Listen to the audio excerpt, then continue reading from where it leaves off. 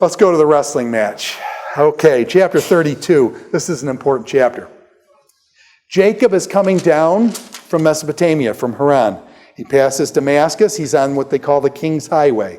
He comes down right to where this fellow with the black shirt is. There's a wadi, a valley that goes in there called the Jabbok. It's a Jabbok. They call it the Jabbok River. I'll never forget going to the Jabbok River.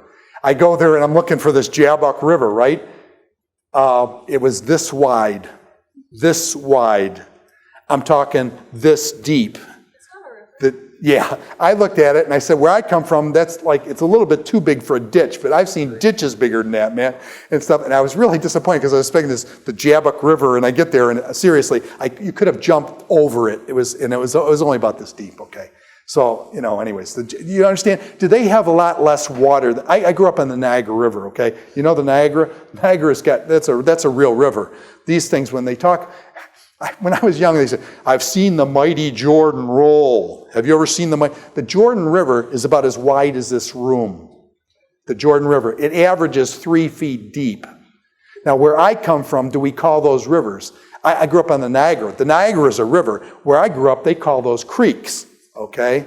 So what I'm saying is there a lot less water over there? In America, we used to, Lake Erie, Lake Superior. Have you ever been out Lake Superior? Oh, you guys do the ocean here.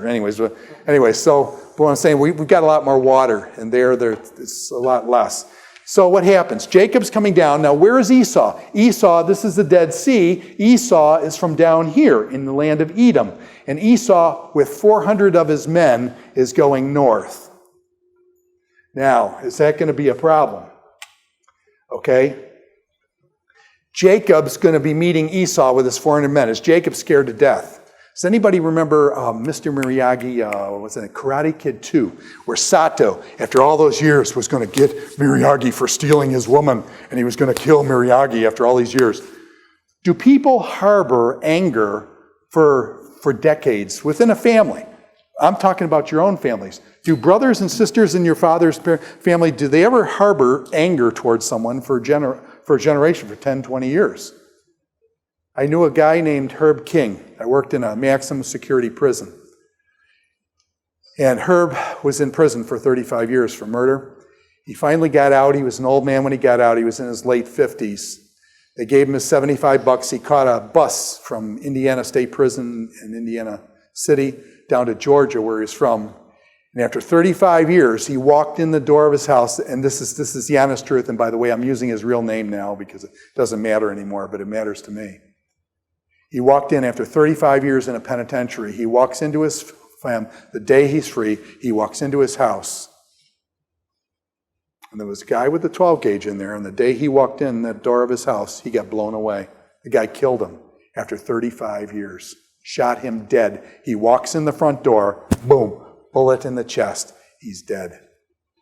Question, had that guy been harboring anger toward Herb for 35 years while he was in prison? And Herb, he's in the graveyard now after 35 years. Do people harbor that kind of stuff? Is Jacob, when he hears that Esau's coming up with 400 guys, is Jacob scared out of his mind? Because the last time he saw Esau, he thought he was going to swear he's going to kill him. When he's got 400 guys, what's Jacob got? 400 guys? Jacob's got what? A bunch of women and children. Can he defend himself? He can't. Now, by the way, is Jacob a man's man? I have a real problem with Jacob. There's some stuff that really bothers me about him. When Esau is coming to him, first of all, he sends Esau gifts. Is that a really smart thing? Somebody's really angry at you. Do you do gifts and stuff? I try flowers. They work sometimes, okay? Not all the time, but they work sometimes. It's worth a try. It's worth a try. Flowers are good, okay? You get about 50-50, okay? Chocolate also works, and you got to work it out, okay? So anyways, he sends Esau gifts. Do gifts pacify anger sometimes? Okay, sometimes they do. Now, he's scared. So what does he do? He divides up his family, and who does he put first? He's the man, so he says, hey, it's my brother. He's coming to kill me. I should be the first out there. So you guys hide in the back. If he kills me or goes after me, you guys run for your life. Is that Jacob? No. What's this guy do? He puts his kids out, Leah and the kids out front, and Rachel with the back. And where is he? He's in the back. Is this a man's, I'm sorry, is this... What do you want to, the word that comes to my mind is coward. Is this what a father should be? Should a father protect his family, or should the father hide behind his family? Okay, I'm sorry. This really bothers me with him. This guy that's about as low as you get. So what happens? That night, he's at the Jabbok Wadi. He's down there by himself. And all of a sudden then, he's this wrestling match with, let me see, verse 24 here. And check this out. It says then, that night, Jacob got up and took his 2 wives, his maidservants and stuff. And so Jacob was left alone. And it says, a man wrestled with him till daybreak. And when the man saw that he could not overpower him, the man saw that he could not overpower him. Very interesting.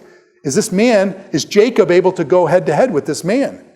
And so the man could not overpower him. But then finally the man says, touched his socket of his hip, put his hip out.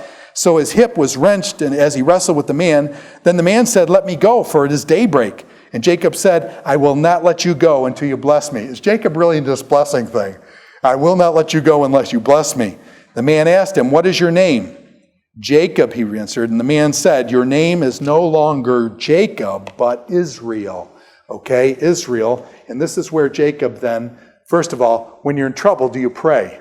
Jacob's in trouble. He's got to face Esau. Do you pray when you're in trouble? Yes. Okay, Jacob makes the prayer and stuff. Jacob, now let's talk about Jacob's name first. Jacob's name means what? It kind of sounds like deceiver. And now he's going to be given the name Israel. What does Israel mean? Israel. L means what? Al means God. Yisrael means he who struggles with God, or he who wrestles with God. By the way, the name Israel, is that descriptive of the Jews for like all time? Have the Jews wrestled with God throughout their generations for thousands of millennium? Okay, for millennium on millennium. Okay, the Jews have struggled with God, and so they are named Israel, he who struggles with God. And this becomes the beginning of the name Israel that's given to the 12 tribes, comes out of Jacob. Jacob is given a new name, and that's really kind of a neat thing. He moves from deceiver to he who wrestles or struggles with God.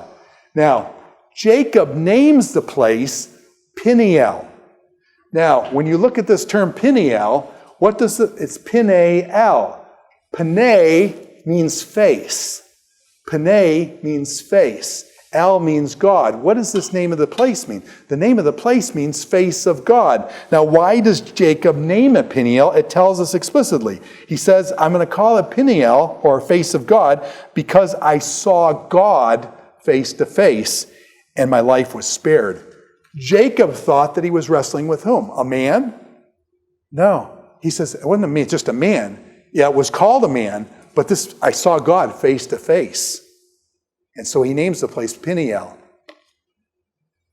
What people have suggested, and I would agree with this, you have what's called in the Old Testament a theophany and a Christophany. A theophany means that someone saw God. Like, do you remember on Mount Sinai, God was like at the top of the mountain's shaking, Moses is up there, his face like shines and stuff, and he comes down. That's a theophany where God appears, and it kind of blows people away. The glory kind of overwhelms people. So that's called a theophany, an appearance of God. A Christophany is an appearance of Christ before Christ was actually born.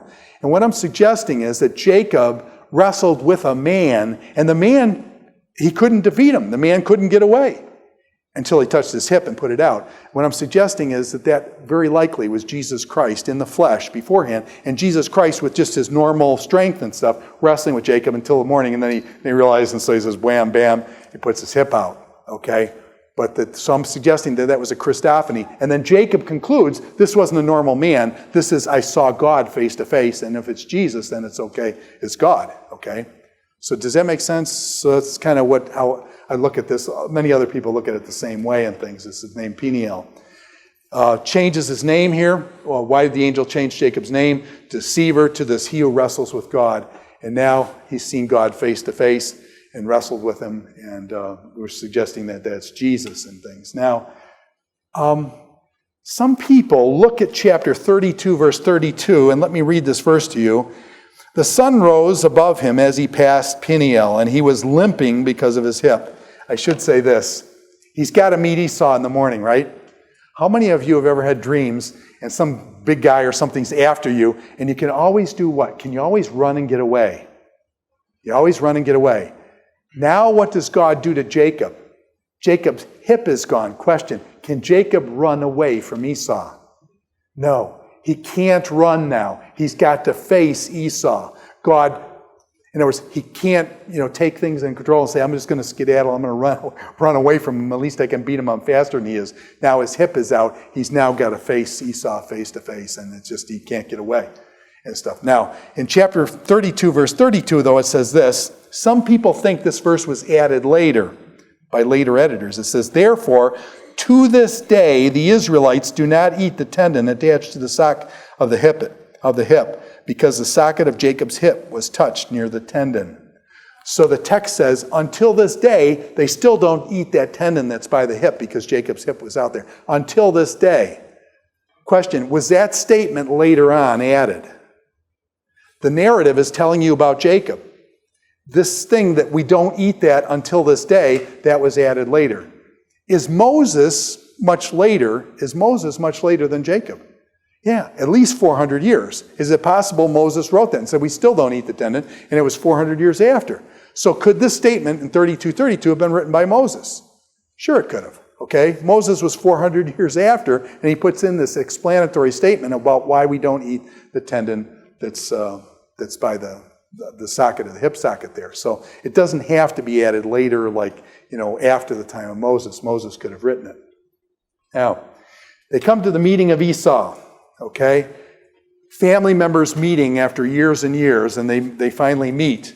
Esau falls on his brother, weeping and hugging, brothers finally after all this period of time. Have you guys ever been away from brothers for a long period of time and you get back together? It's a beautiful thing. There's nobody like a brother or sister that you've grown up with and things. And so they meet years later and stuff. It's really a beautiful time. Now, does Jacob lie once again to his brother Esau? And the answer is, after all this time, Jacob's going to lie again.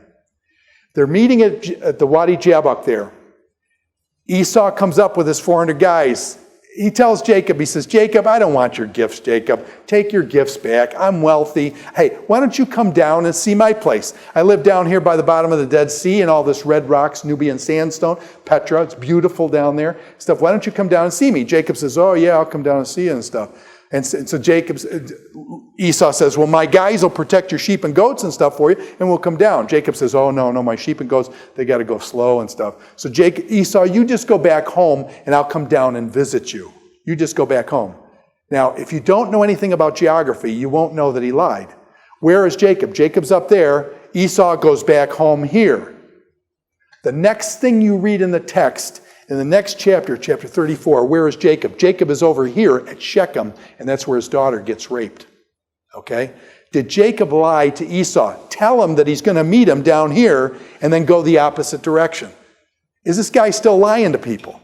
It drives you nuts. After all this time, he still lies to his brother. And by the way, you know that from some of the geography. Now, here's where Esau gets off, and let me just kind of run through this. Esau becomes the father of the Edomites. The Edomites are his descendants. So whenever you see Edom in Scripture, Edomites, those are Esau's descendants. By the way, I should say, whenever you see Edomites in Scripture, the Edomites will always do pretty much the same thing. What do the Edomites do pretty much every time? They kill Jews, okay? The Edomites, when you see in Scripture and you say Edomites, you remember Hildebrandt says, whenever you see an Edomite, he's going to kill a Jew. I'm serious. That happens like over, I'm exaggerating, obviously. But most of the time in Scripture, the Edomites are killing Jews. The whole book of Obadiah, let me summarize the whole book of Obadiah. Obadiah is only one chapter, okay? But the whole book is about the Edomites and how the Edomites had killed Jews, and basically curses come upon them for killing people in helpless states and stuff. So the book of Obadiah, the prophet, is largely geared against the Edomites. Now the most famous Edomite that you know is this guy named Herod. Herod was an Idumean. An Idumean, do you hear the D and the M? They're the same D and the M, the Idumean. Herod was an Idumean. That meant that King Herod, king of the Jews, was an Edomite. Now, how is it that you're an Edomite and you're king over the Jews? Well, if you can't be a Jew, what's the next best thing you can do? So if Herod goes to marry somebody, what should that person be? A Jewish princess. And so Herod, have you ever heard of the Maccabees? Herod picks one of the Maccabean princesses. Her name was Miriamne, and she was a princess in the Maccabean line. Did the Jews reverence the Maccabees? The Maccabees, the Feast of Hanukkah, is built on that. The Jews reverenced the Maccabees because they were heroes and stuff. He marries one of the Maccabees' girls, okay? Now, what's the problem with Herod? Does Herod kill people? He kills his own wife, Miriamne. She's Jewish. She's a Jewish princess. He kills his own wife. Is this guy really stupid? Okay, he kills his Jewish wife. Cleopatra. Does anybody remember Antony and Cleopatra? Most of you know Mark Antony and stuff. He's still singing and stuff. But anyways, Antony and Cleopatra. Cleopatra hated Herod. Herod killed his wife and stuff. And Herod killed his sons also. I took my son. Herod built this place down in Jericho, New Testament Jericho. And I had my son there. And we were going, and it's covered with barbed wire because they don't want you getting in there. But Herod took his own sons into these pools that he made, and he had some of his men drowned his own sons. Is this guy a butcher? So when I went there, we climbed through the barbed wire and stuff, and I had to get a picture of. So I put my son. He doesn't know any history. He's a computer geek. So I put him in the thing, and I took a picture of him and stuff. I was going to put my hand on his head like I was pushing him under or something, but I got a picture of him in the thing until they came and chased us away. We weren't supposed to be in there. We got ripped up with the barbed wire. The barbed wire, you got to be careful with the barbed wire. It like snags you and stuff, and when you're running, it's hard. Anyways, so but if you're going to go all the way from America. Question, if you're going to go all the way from America to a place like that, are you going to let a little barbed wire stop you? No, I hope you got more guts than that. But then you'd be able to run fast too. So nobody's touching your hip. So anyways, here, let me just kind of, somebody says, you didn't really do that, did you? I did. He didn't know.